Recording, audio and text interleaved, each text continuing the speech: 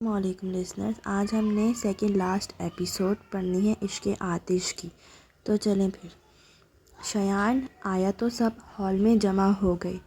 آؤ تمہاری سب سے جان پہچان کرواؤں۔ سب سے آفاق اس کا تعارف کروا رہا تھا اور شایان ان رشتوں کو ذہن میں نقش کر رہا تھا۔ رات میں وہ گوہر اور زارا بچوں کو ان کے مشترکہ کمرے میں سلانے آئیں تو کچھ دیر بعد ہی ارم دودھ کا جگ اٹھائے کمرے میں آ گئی۔ زارا کی بیٹی نے کچھ نخرہ تو کیا مگر دودھ بھی پی لیا، لیکن گوہر کے بیٹے اور سمیرہ کے بچوں نے آرام سے اپنا اپنا دودھ کا گلاس ختم کر لیا تو ارم نے گلاس بھر کر شایان کی طرف بڑھایا اور وہ ناک بند کر کے "میں نہیں پیوں گا" کہہ کر تکیے میں منہ گھسا کر لیٹ گیا تو ارم پاس بیٹھ کر اسے گدگدانے لگی۔ "دودھ پیے بغیر کوئی نہیں سو سکتا، اٹھو"، اور وہ لیٹے لیٹے ہی دونوں ہاتھ اٹھا کر انکار میں ہلانے لگا تو سمیرہ ارم کو اشارہ کر کے بولی، "دیکھا زارا، شایان ملیحہ کا بیٹا ہو کر دودھ نہیں پیتا"۔ شایان کے کان کھڑے ہو گئے۔ زارا مسکراہٹ دبا کر بولی، "واقعی کتنی عجیب بات ہے، ملیحہ تو دودھ شوق سے پیتی تھی مگر شایان"۔ شایان نے ذرا سی گردن موڑ کر ان کی طرف دیکھا۔ تب بھی ارم بھی بولی، "میں تب بہت چھوٹی تھی لیکن مجھے یاد ہے ملیحہ آپی روز رات کو سونے سے پہلے ایک گلاس دودھ پیا کرتی تھیں"۔ شایان اٹھ کر بیٹھ گیا اور بظاہر اس کی طرف سے انجان بنتی خواتین سے بولا، "امی کو دودھ اچھا لگتا تھا"۔ "ہاں"، وہ ایک دوسرے کو دیکھ کر سرسری انداز میں بولیں تو شایان جلدی سے بولا، "مجھے بھی دودھ اچھا لگتا ہے"، اور خود ہی ارم کے ہاتھ سے گلاس لے کر غٹا غٹ چڑھا گیا، پھر گلاس واپس کر کے ہاتھ کی پشت سے منہ پوچھنے کے بعد آرام سے لیٹ گیا اور آنکھیں بند کر لیں۔ ان چاروں کے چہرے ہنسی روکنے کی کوشش میں سرخ ہو گئے تھے۔ اگلی صبح افتخار حسن فجر کی نماز کے لیے گھر سے نکلنے لگے تو انہوں نے دیکھا کہ شایان گیٹ کے پاس بنے سنگی بینچ پر چڑھ کر بیٹھا ہے۔ رات تو انہوں نے شایان کی طرف دیکھا بھی نہیں تھا مگر اس وقت حیرت کے زیر اثر اس کے پاس چلے آئے۔ "تم اتنی صبح جاگ گئے اور اتنی ٹھنڈ میں باہر کیوں آئے ہو"۔ "نماز پڑھنی ہے بڑے نانا، مگر مجھے پتہ ہی نہیں مسجد کدھر ہے"۔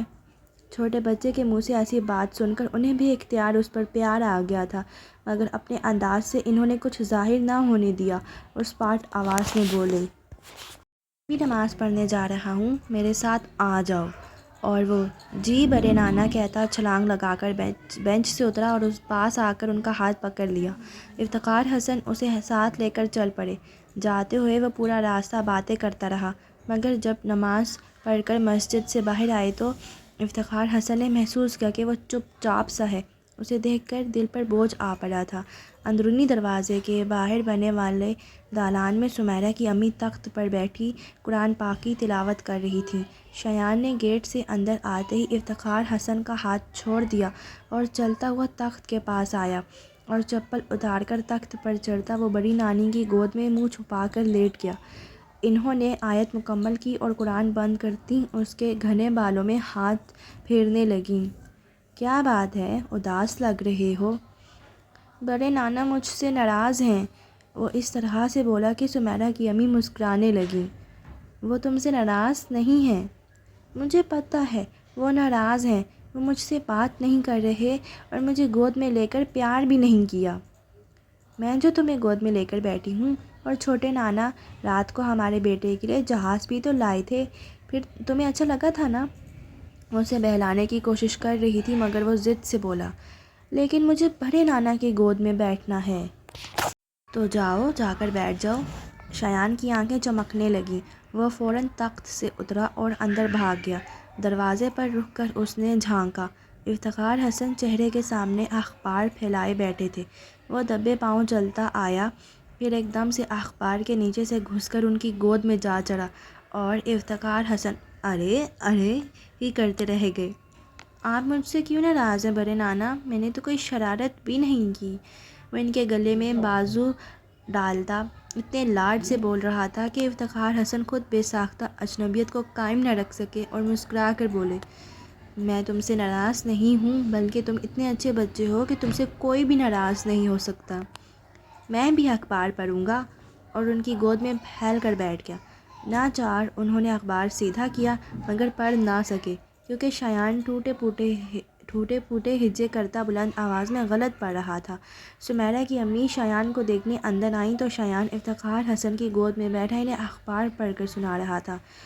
یہ کیا چل رہا ہے؟ خبریں سنائی جا رہی ہیں، افتخار حسن نے کہا، پھر ہنستے ہوئے بولے، میں نے اخبار میں اتنے مزے کی خبریں کبھی نہیں پڑھی جیسی یہ سنا رہا ہے، تم بھی آ کر سنو۔ ان کے چہرے پر مسکراہٹ دیکھ کر وہ بولیں، آخر شایان نے آپ کو منا ہی لیا۔ انہوں نے لب بھینچ کر مسکراہٹ روک لی اور پھر الجھ کر بولے، لگتا ہے اس میں کوئی مقناطیس فٹ ہے جو دل اس کی طرف کھینچا جاتا ہے، اور کل سے تو ایک عجیب سی بات ہو رہی ہے، میں جتنی بار اس کا چہرہ دیکھتا ہوں اس میں ملیحہ کی جھلک نظر آتی ہے۔ وہ سانس بھر کر بولیں، ملیحہ سے محبت بھی تو بہت کرتا ہے، اور انسان جس سے محبت کرے اس کا عکس بن جاتا ہے، پھر ہمیں ملیحہ اور وجدان کے سوا اور کوئی حوالہ بھی تو معلوم نہیں، اس کے وجود میں تلاش کیا تو وہی دونوں نظر آئیں گے، اس میں عجیب کیا ہے؟ افتخار حسن کا دل ہی اچاٹ ہو گیا۔ شایان کو یہاں آئے 7 دن ہو چکے تھے۔ شروع کے 2-3 دن تو اس کی شوخیوں کا وہی عالم رہا، پھر دھیرے دھیرے اداس ہوتا چلا گیا۔ بات یہ تھی ان 7 دنوں میں وجدان ایک بار بھی اس سے ملنے نہیں آیا تھا، اور جب وہ آفاق سے گھر جانے کے لیے کہتا تو وہ بھی کوئی جواب نہ دیتا۔ آج سمیرہ اسے رات کے کھانے کے لیے بلانے آئی تو وہ بستر پر بیٹھا رو رہا تھا، اور سمیرہ کے لاکھ چپ کرانے پر بھی چپ نہیں ہوا۔ وہ پریشان سی اٹھ کر آفاق کے پاس آ گئی جو سب کے ساتھ ڈائننگ ٹیبل پر بیٹھا تھا۔ آفاق، کھانا بعد میں کھا لیجیے گا، پہلے شایان کو اس کے گھر چھوڑ کر آئیں، وہ بہت رو رہا ہے۔ لیکن رو کیوں رہا ہے؟ افتخار حسن نے حیرت سے پوچھا تو آفاق بولا، وجدان کی یاد آ رہی ہوگی، اسے ملنے بھی تو نہیں آیا، پھر خود سے فون بھی نہیں کرتا، میں ہی شایان کی اسے بات کرا دوں تو کرا دوں، لیکن آفس میں بار بار فون کر کے کہتا ہے شایان کو بھیج دو۔ اس کی بات پر منیر حسن بھی پریشانی سے گویا ہوئے، کئی دن سے آفس بھی نہیں آ رہا، کل تو میں نے اسے فون پر بھی کہا تھا کہ آفس آ جائے، ڈاکیومنٹس اسے ہینڈ اوور کرنے ہیں، مگر وہ آیا ہی نہیں۔ آفاق، پتہ تو کرو کہیں بیٹے کی جدائی میں بیمار نہ پڑ گیا ہو بھی سکتا ہے، آفاق بولا، لیکن میں جانتا ہوں وہ آپ دونوں کے سامنے آنے سے کترا رہا ہے، ورنہ وہ کبھی بھی شایان کے بغیر اتنے دن نہ گزارتا۔ اس کی امی بولی، تم اسے چھوڑ ہی آؤ، بچہ کتنی بار کہہ چکا ہے گھر جانا ہے۔ میں چاہتا ہوں وجدان خود اسے لینے آئے تاکہ اس کا گریز ختم ہو۔ پھر اس نے سمیرہ سے کہا، جاؤ شایان کو لے کر آؤ اور آتے ہوئے فون بھی لیتی آنا۔ دیر بعد وہ شایان کے ساتھ لوٹی تو آفاق اس سے بولا، ابو یاد آ رہے ہیں؟ اس نے ناک سرکتے ہوئے ہاں میں سر ہلایا اور رونے لگا۔ آفاق اسے کندھے سے لگا کر تھپکتے ہوئے بولا، ابھی میں ابو کو فون ملاؤں گا اور تم یہی بات ان سے کہنا۔ شایان نے روتے روتے پھر سے سر ہلا دیا تو آفاق سمیرہ کے ہاتھ سے کارڈ لیس لے کر نمبر ملانے لگا۔ پھر وجدان کی آواز سنتے ہی اس نے شایان کو پکڑا دیا، جو فون پکڑتے ہی ابو کہہ کر اونچی آواز میں رونے لگا۔ وجدان خود بہت بے چین تھا، پہلی بار شایان اس کی آنکھوں سے دور ہوا تھا۔ روز ہی آفاق کو فون کر کے کہتا کہ شایان کو بھیج دے، مگر آفاق سنی انسنی کرتا رہا، خود اس میں اتنی اخلاقی جرأت نہیں تھی آفاق کے پاپا یا تایا کا سامنا کر پاتا، بلکہ وہ تو آفاق کے گھر کے کسی بھی فرد سے آنکھیں ملانے کی ہمت نہیں رکھتا تھا۔ اسے لگ رہا تھا جیسے وہ زبردستی ایسی چیز پر ملکیت کا حق جتا رہا ہو جس پر اس کا کوئی استحق نہیں، مگر شایان کی آواز پر وہ پگھل گیا تھا۔ آپ یاد آ رہے ہیں ابو، آ کر لے جائیں، تم بھی مجھے بہت یاد آ رہے ہو، وجدان ٹھہرے ہوئے لہجے میں بولا۔ ابو مجھے یہاں سے لے جائیں، وہ بار بار ایک ہی رٹ لگائے ہوئے تھا۔ میں آ رہا ہوں میری جان، بس تم رونا بند کر دو۔ وجدان کی بے چینی کو محسوس کر کے شایان آنسو ضبط کرنے کی کوشش میں بڑھائی آواز میں بولا، جلدی آئیے گا، بس تم فون رکھو، میں 2 منٹ میں آ رہا ہوں۔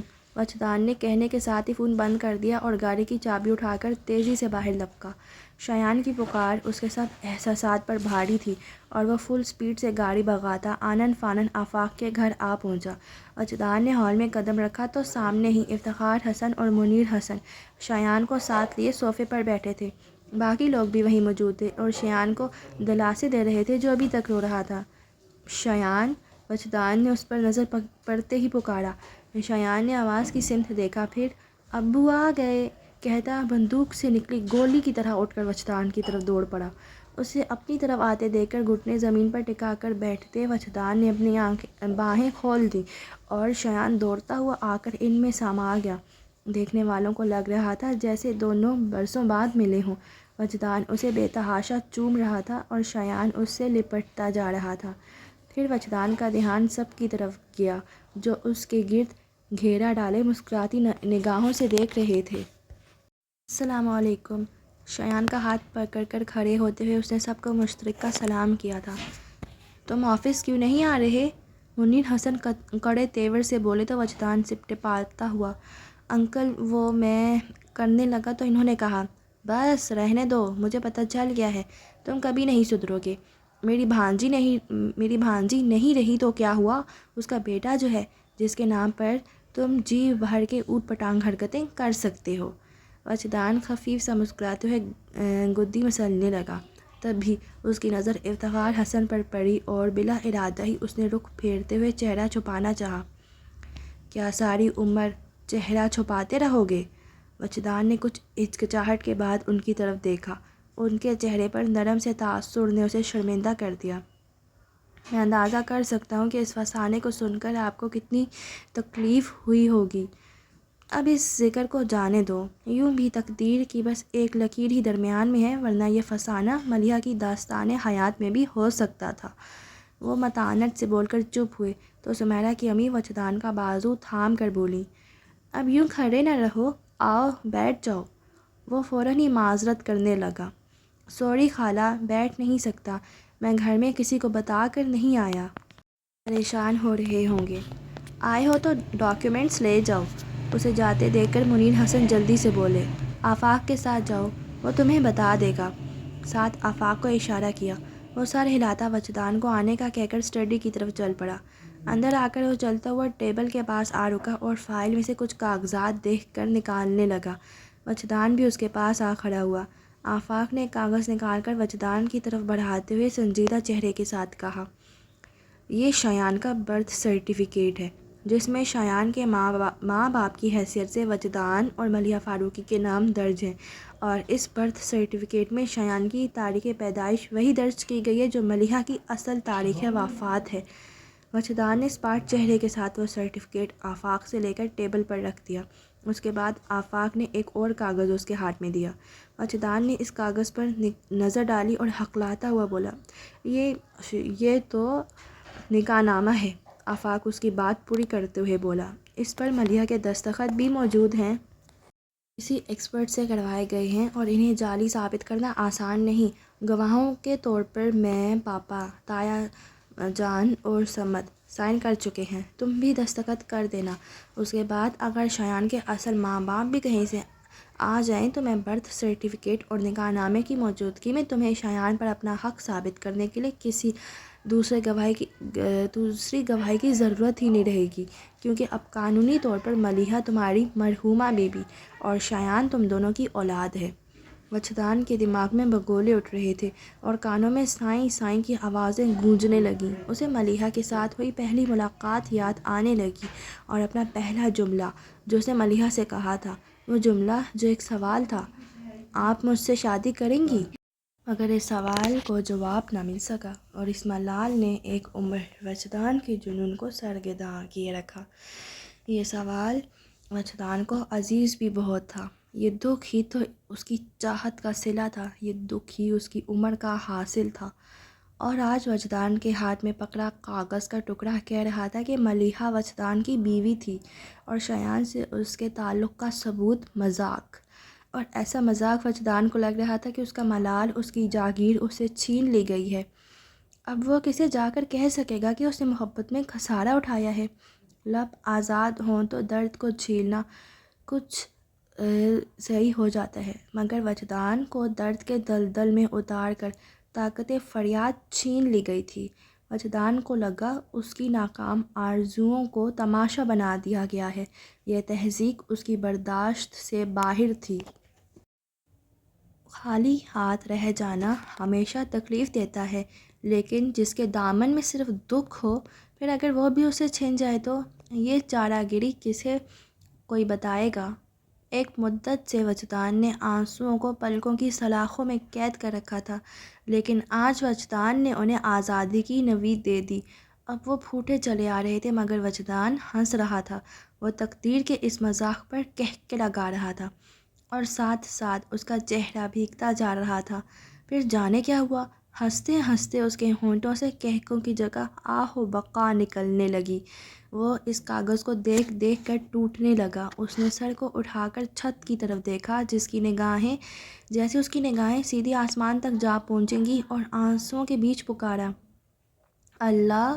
اس کی آواز میں ڈھیروں شکوے تھے، مگر عرش سے وہی خاموشی سنائی دی جیسے اللہ کہہ رہا ہو، جو میری رضا۔ اور وجدان نے سر جھکا دیا، ہونٹ کاٹتے ہوئے درد برداشت کرنے کی کوشش میں بے دم ہو کر فرش پر بیٹھ گیا۔ میرے زخم بھر جانے دے اللہ، میرے زخم بھر جانے دے۔ دونوں بازو سر پر رکھے وہ پھوٹ پھوٹ کر روتا ہوا کہتا جا رہا تھا۔ سمیرہ چپ ہوئیں تو انہیں بے تحاشا تھکن کا احساس ہوا۔ یہ تھکن صرف اس لیے نہیں تھی کہ وہ مستقل کئی گھنٹوں سے بول رہی تھیں، بلکہ ماضی کے پرخار راستوں پر ننگے پاؤں چلنے کا نتیجہ تھی۔ وہ راستے بے شک ان کا نصیب نہیں تھے، مگر جن کے تھے ان کے پاؤں کے زخم انہوں نے انگلیوں پر شمار کیے تھے۔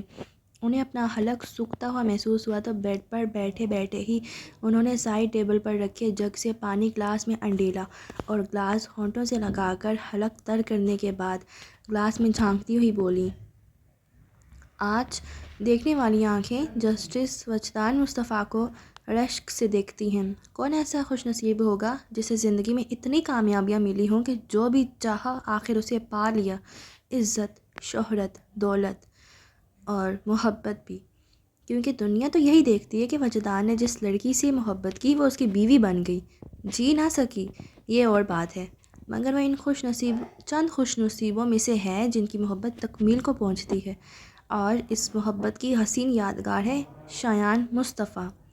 جوان بیٹے کا باپ ہونا اپنے آپ میں خوش بختی ہے، اور بیٹا اگر ASP شایان مصطفیٰ ہو تو کیا کہنے، ذہانت اور وجاہت تو اسے ماں باپ سے ورثے میں ملی ہے۔ اس کی سعادت مندی اور فرما برداری یقیناً وجدان کی تربیت کا نتیجہ ہے، جس نے صحیح معنوں میں محبوبہ بیوی کی نشانی کو سینے سے لگا کر رکھا۔ لوگ وجدان کو دیکھتے ہیں تو رشک سے سوچتے ہیں، کاش انہیں بھی ایسی قسمت مل جائے، مگر میں ہر بار وجدان کو دیکھ کر یہی دعا کرتی ہوں کہ اس جیسی قسمت اللہ کسی کو نہ دے۔ انہوں نے سر اٹھا کر تانیہ کو دیکھا، جو دیوار کے ساتھ کمر ٹکائے کارپٹ پر بیٹھی تھی، دونوں ہاتھ گھٹنوں پر رکھے۔ اس کا چہرہ آنسوؤں سے دھلا تھا۔ وجدان کی زندگی میں قیامتیں بہت آئی ہیں، آج یوم حساب بھی آ گیا، مجھے ڈر ہے کہیں اسے گنہگار نہ ٹھہرا دیا جائے، وہ خوفزدہ سی کہہ رہی تھی۔ تانیہ نے کچھ بھی نہ کہا اور پیشانی ہاتھوں کی پشت پر ٹکا دی۔ وجدان، بابا جان اور نور الہدیٰ کے سامنے ہاتھ باندھے یوں کھڑے تھے جیسے احتساب کے کٹہرے میں لائے گئے ہوں، اور اعتراف جرم کے بعد ان کے چہرے پر سزا کا انتظار تھا، مگر محتسب ان کی زندگی کا حساب کتاب جو کرنے لگے تو مخمصے میں پڑ گئے۔ ان کے چہروں پر فیصلے کی ہچکچاہٹ تھی۔ وجدان نے جھکی نظر اٹھا کر بابا جان کو دیکھا، مگر ان کے چہرے پر کچھ پڑھ نہ سکے۔ پھر بھاری آواز میں بولے، میں اپنی خطا کی کوئی وضاحت نہیں دوں گا، نہ اپنی عمر کی رائیگانی دکھا کر آپ سے کوئی رعایت مانگوں گا، مجھے سزا دیجیے بابا جان۔ بابا جان ایک گہری نگاہ ان پر ڈال کر بولے، میں تمہیں سزا تو دینا چاہتا ہوں، مگر پھر مجھے ملیحہ سے معافی کون دلائے گا؟ میری بیٹی میں انصاف کی خوبی ہی نہیں، وہ تمہارے معاملے میں ہمیشہ جانبدار رہے گی۔ وہ ایسے بولے جیسے ملیحہ کی اس کمزوری پر افسوس کر رہے ہوں۔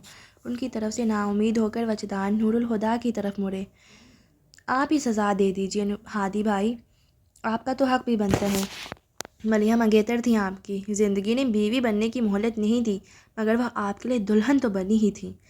نور الہدیٰ گمبھیر لہجے میں بولے، مجھ سے سزا نہ مانگو وجدان، میں اس معاملے میں بے بس ہوں، میں نے ملیحہ سے زیادہ محبت کسی سے نہیں کی، مگر میں یہ بات کبھی نہیں بھول سکتا، ملیحہ نے سب سے زیادہ تمہیں چاہا تھا، تمہاری خطا تو وہ سنتے ہی معاف کر دے گی، مگر تمہیں سزا دینے والے کو معافی نہیں ملے گی۔ پھر وجدان بولے تو ان کی آواز پہلے سے بھی بھاری ہو گئی۔ ملیحہ وہ پہلی اور آخری لڑکی تھی جنہیں دیکھ کر جن کے ساتھ زندگی جینے کا خیال آیا تھا، مگر میں یہ بات کبھی نہیں بھول سکتا کہ انہوں نے جسے ہم سفر بنانے کا فیصلہ کیا وہ آپ تھے۔ آپ بے خوف ہو کر سزا سنائیے، کیونکہ جس دن معافی نامے جاری ہونے لگے وہ مجھ سے پہلے آپ کو معاف کر دیں گی۔ نور الہدیٰ نے نظر جھکا لی، پھر اٹھ کر ان کے پاس آ گئے۔ ضد کر رہے ہو تو سزا دے ہی دیتا ہوں، اور سزا یہ ہے کہ تم اپنے ٹوٹے خواب کی کرچیاں عمر بھر اپنے زخمی ہاتھوں میں سمیٹتے رہو۔ ہادی بھائی، وجدان نے حیرت میں گھر کر پکارا تو نور الہدیٰ نے ان کے دونوں ہاتھ اپنے ہاتھوں میں لے کر عاجزی سے کہا، آج تک تم ہر کسی سے درخواست کرتے آئے ہو، یہ بات اپنی زبان پر نہ لائیں کہ شایان تمہارا بیٹا نہیں۔ آج میں تم سے درخواست کرتا ہوں کہ کبھی یہ بات اپنی زبان پر نہ لانا کہ شایان ملیحہ کا بیٹا نہیں۔ نور الہدیٰ، بابا جان نے ان کی بات سنی تو بل کھا کر رہ گئے۔ یہ فیصلہ تم نہیں کر سکتے۔ نور الہدیٰ ان کی طرف پلٹ کر بولے، پلیز بابا جان۔ تانیہ نے کہا، نہیں، مگر کل جب وہ کہہ رہی تھی کہ شایان کو بھول جائے گی، میں اسی وقت سمجھ گیا وہ شایان کو کبھی بھول نہیں سکتی۔ میرا ظرف اتنا بڑا نہیں ہے، مگر تانیہ کی خوشی کی خاطر میں اس کا ہاتھ ایک بے نشان شخص کے ہاتھ میں دے دوں گا، مگر یہ سچ دنیا کو سنا کر میں اپنی بیٹی کا تماشا نہیں بنا سکتا۔ نور الہدیٰ، تم… وہ ناگواری سے کچھ بولنے لگے تھے کہ نور الہدیٰ نے انہیں بیچ میں ہی ٹوک دیا۔ کی بیٹی مر چکی ہے بابا جان، میری بیٹی کو نہ ماریں۔ بابا جان چپ سے ہو گئے، پھر اٹھے اور کمرے سے نکل گئے۔ وجدان نے انہیں جاتے دیکھا تو دل گرفتہ سے ہو گئے۔ وہ یاسین بھری نگاہوں سے اس دروازے کو دیکھ رہے تھے جس سے بابا جان گزر کر گئے تھے کہ نور الہدیٰ نے ان کے شانے پر ہاتھ رکھ کر انہیں متوجہ کرتے ہوئے کہا، میں شایان سے ملنا چاہتا ہوں۔ وجدان پلٹ کر انہیں دیکھنے لگے تو انہوں نے مزید کہا، کل اسے اپنے ساتھ لے آنا۔ وجدان گم سم سے ہو گئے تو نور الہدیٰ نے کہا، کیا ہوا وجدان؟ وہ بولے، آج جب میں نے قصر فاروقی میں قدم رکھا تو لگا میں مقتل میں آ گیا ہوں اور زندگی کچھ پلوں کی مہمان ہے۔ یہ تو سوچا بھی نہیں تھا مقتل مجھے زندگی بخش دے گا۔ تھینک یو ہادی بھائی۔ نور الہدیٰ خفیف سا مسکرا کر بولے، اسی قصر فاروقی نے ایک بار تمہاری زندگی چھینی بھی تو تھی، آج اگر بخش دی تو شکریہ کس بات کا؟ یہ تمہارا ہم پر قرض تھا جو آج اتر گیا، مگر 27 سالوں سے اس قرض پر جو سود چڑھتا رہا وہ ابھی باقی ہے۔ وہ سود مجھے معاف کر دو، مجھ میں اسے چکانے کی سخت نہیں۔ ان کی آواز میں ندامت اور ملال کی آمیزش تھی جس نے وجدان کو مضطرب کر دیا۔ آپ ایسی باتیں کیوں کرتے ہیں ہادی بھائی؟ آپ تو شروع سے ہی لا علم تھے۔ اس لا علمی کی سزا تو کاٹ رہا ہوں۔ 27 سالوں سے ایک پھانس دل میں چبھ رہی ہے۔ کرب سے ہونٹ کاٹتے ہوئے انہوں نے سختی سے آنکھیں میچ کر پلکوں پر آئی نمی کو اندر اتارا اور کہا، کاش میں ہمیشہ لا علم رہتا۔ ان کی اذیت کو محسوس کر کے وجدان نے سر جھکا لیا، پھر نظروں کا زاویہ بدل کر دروازے کی طرف دیکھنے لگے۔ تانیہ نے لاؤنج میں قدم رکھا تو سامنے عزیر اور عمیر سر جوڑے بیٹھے تھے اور آہٹ پر سر اٹھا کر دروازے کی طرف دیکھنے لگے۔ کیا خسر پسر کر رہے تھے؟ تانیہ نے ارد گرد نگاہ گھماتے متعاد انداز میں کہا، انکل چلے گئے؟ ہاں، عزیر نے کہا، پھر جوش میں کہنے لگا، آپ کو پتہ ہے آپی وہ انکل کون تھے؟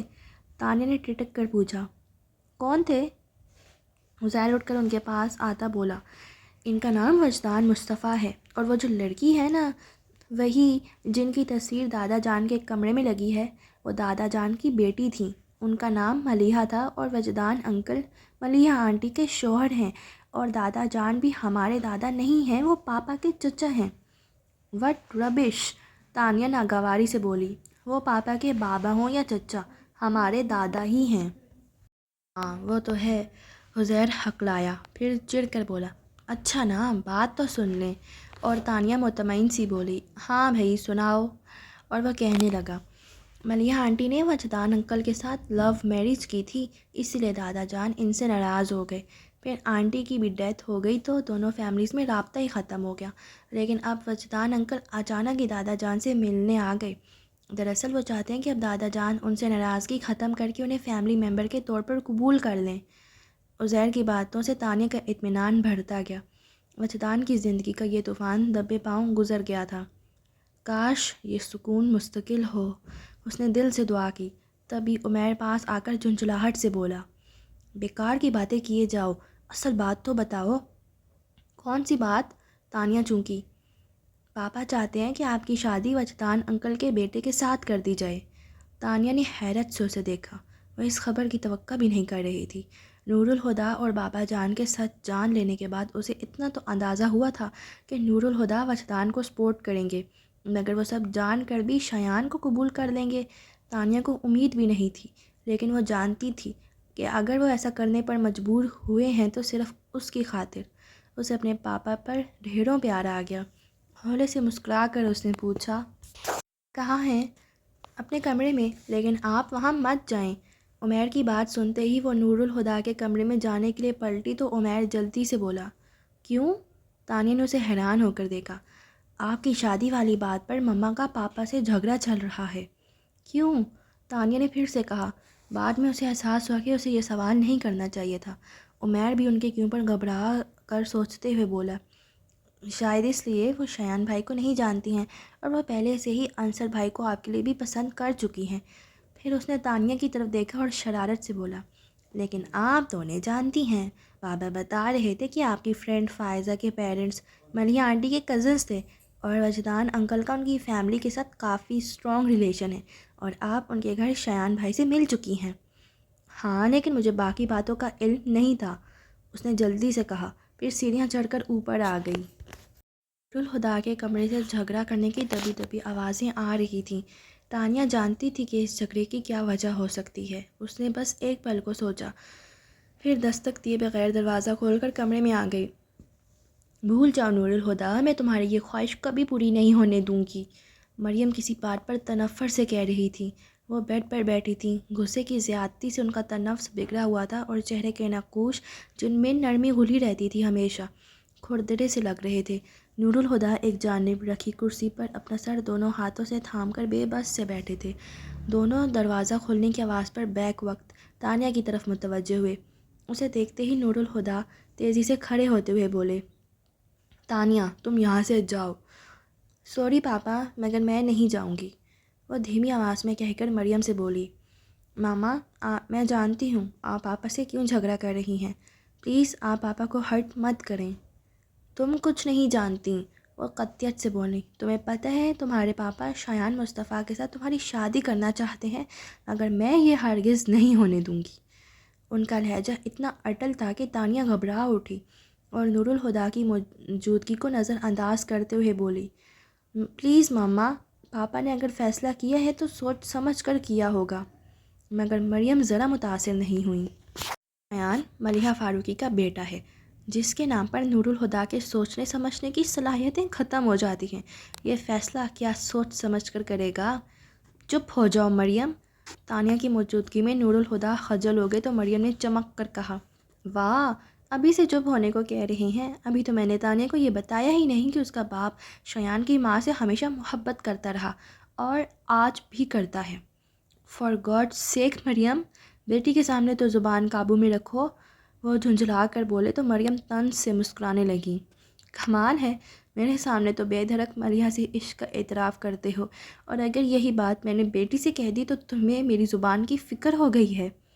تانیہ کے سامنے مریم کے طنز انہیں بے چین کر رہے تھے، مگر وہ کسی طرح چپ نہیں ہوئی تو نور الہدیٰ ضبط کی انتہا پر تانیہ سے بولے، تانیہ تم اسی وقت یہاں سے چلی جاؤ۔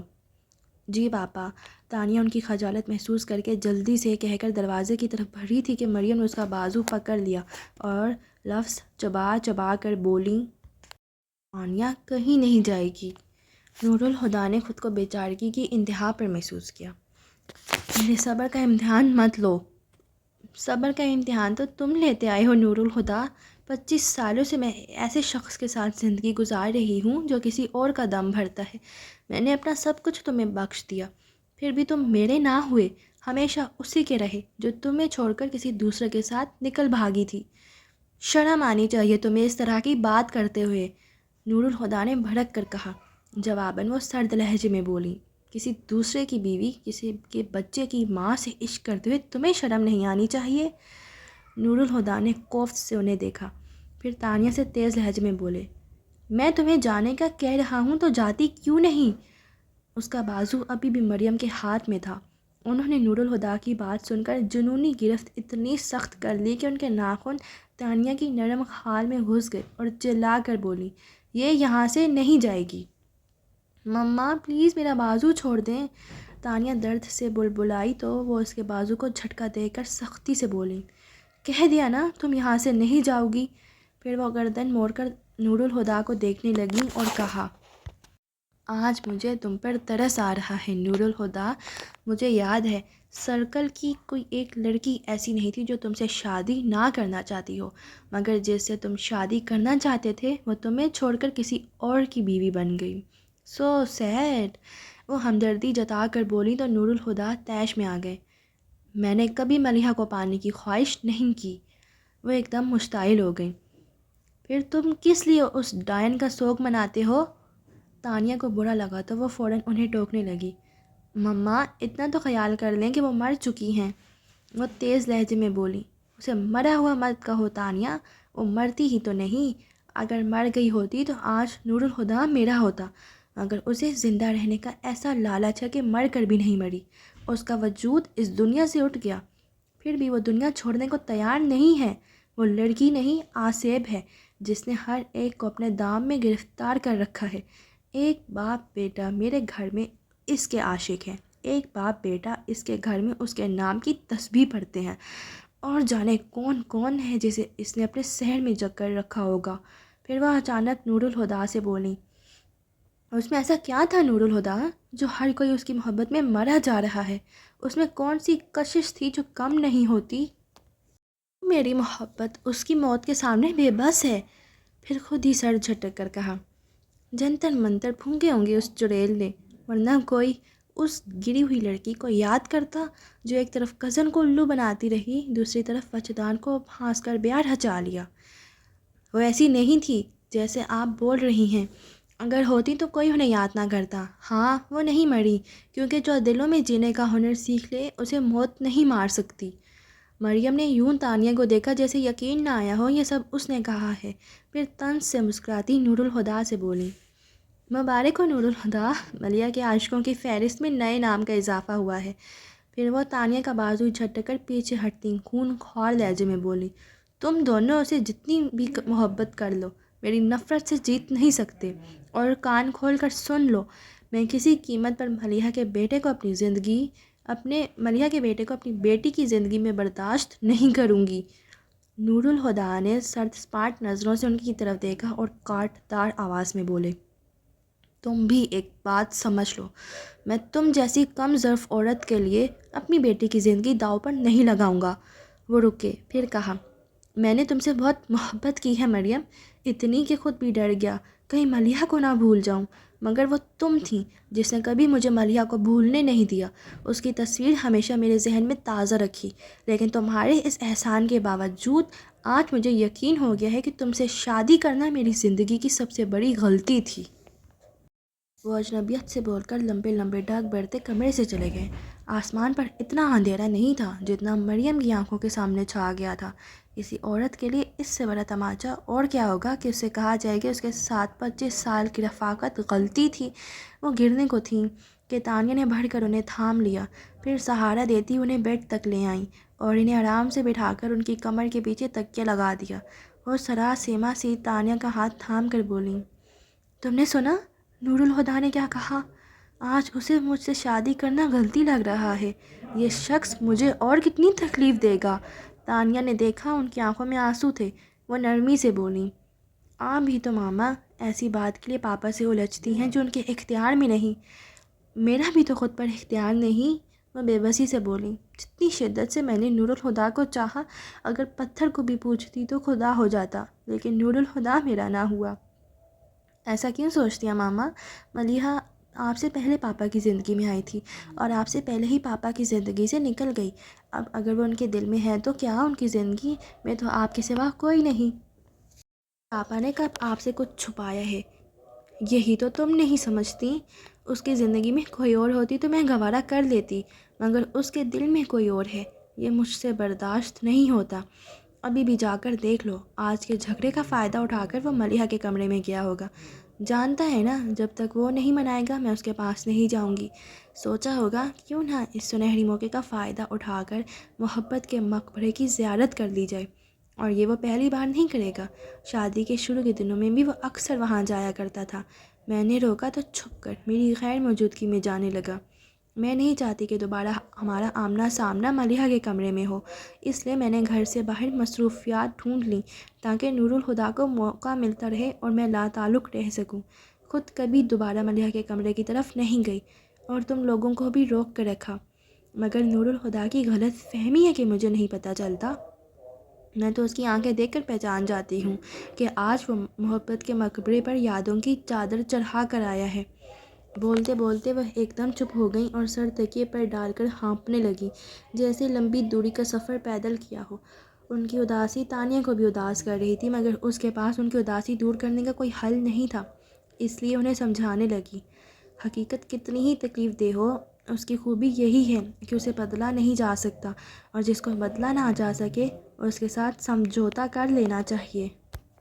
مریم نے آنکھیں بند کر لیں۔ کہنا بہت آسان ہے مگر کرنا مشکل ہے۔ کیا تم کبھی محبت میں سمجھوتا کر پاتی؟ کر چکی ہوں، اس نے دل میں کہا۔ جب محبت ترک کرنا بس میں نہیں ہو تو سمجھوتا تو کرنا پڑے گا۔ پھر ان کی بند آنکھوں کو دیکھتے ہوئے کہا، آپ کو تو پاپا سے محبت کا دعویٰ ہے، پھر آپ نے انہیں اکیلے کیسے چھوڑ دیا؟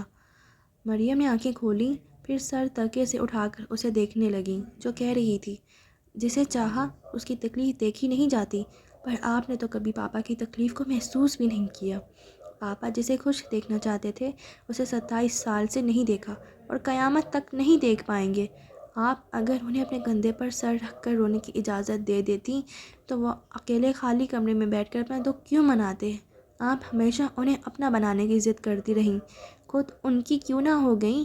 یہ کیوں نہ سوچا کہ وہ آپ کے نہ ہو سکے تو کیا شکایت، وہ خود اپنے بھی نہیں رہے، آپ خود ہی ان سے دور رہیں تو وہ آپ کے پاس کیسے آتے ماما؟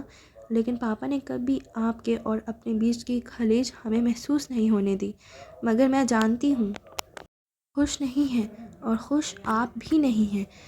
تو اس لڑائی سے آپ نے کیا پایا؟ تانیہ انہیں خاموش دیکھ کر ان کے پاس سے اٹھائی۔ کافی رات بیت چکی تھی، نور الہدیٰ ابھی تک کمرے میں نہیں آئے تھے۔ وہ ان کی تلاش میں پورشن کی طرف آ نکلیں۔ ہال کی چھت سے لٹکتے جھومر کے نیچے کھڑے وہ اپنے سامنے سیڑھیوں کو دیکھ رہی تھیں۔ تانیہ نے آج تک ان سیڑھیوں پر پاؤں نہیں رکھا تھا۔ ریلنگ کو تھام کر تانیہ نے پہلی سیڑھی پر پاؤں رکھا تو اس نے محسوس کیا اس کے دل کی دھڑکنیں معمول سے تیز ہو گئی ہیں۔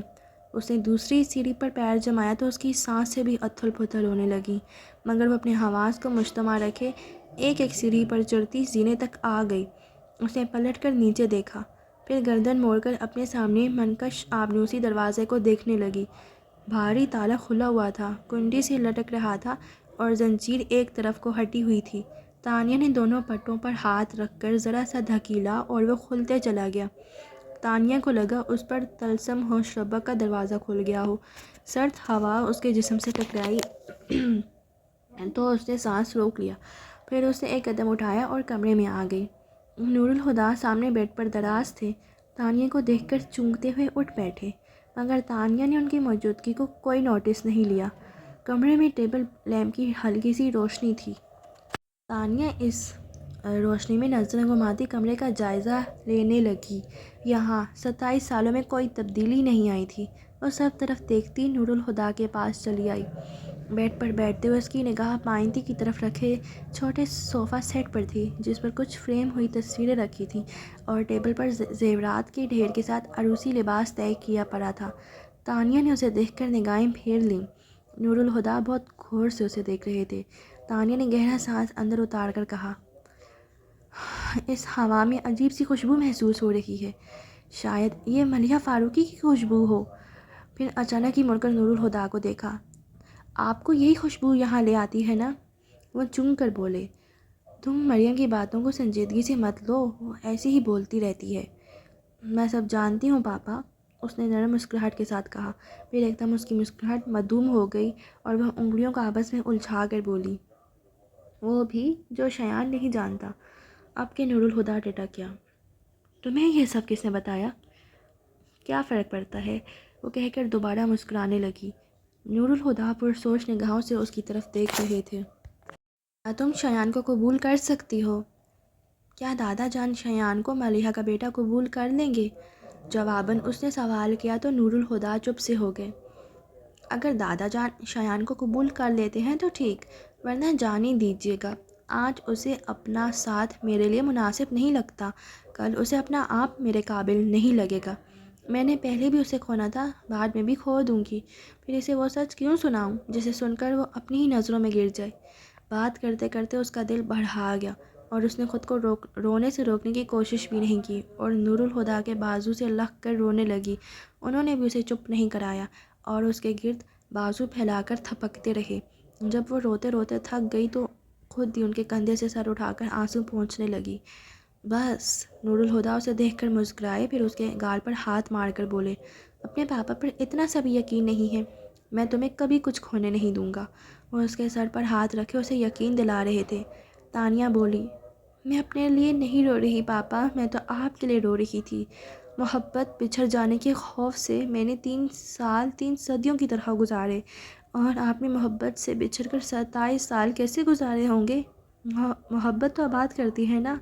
یہ محبت کا کون سا چہرہ ہے کہ آپ، ملیحہ آنٹی، وجدان انکل اور دادا جان چاروں نے ایک دوسرے سے محبت کی اور چاروں برباد ہو گئے۔ نور الہدیٰ جبڑے بھیج کر سامنے دیکھنے لگے۔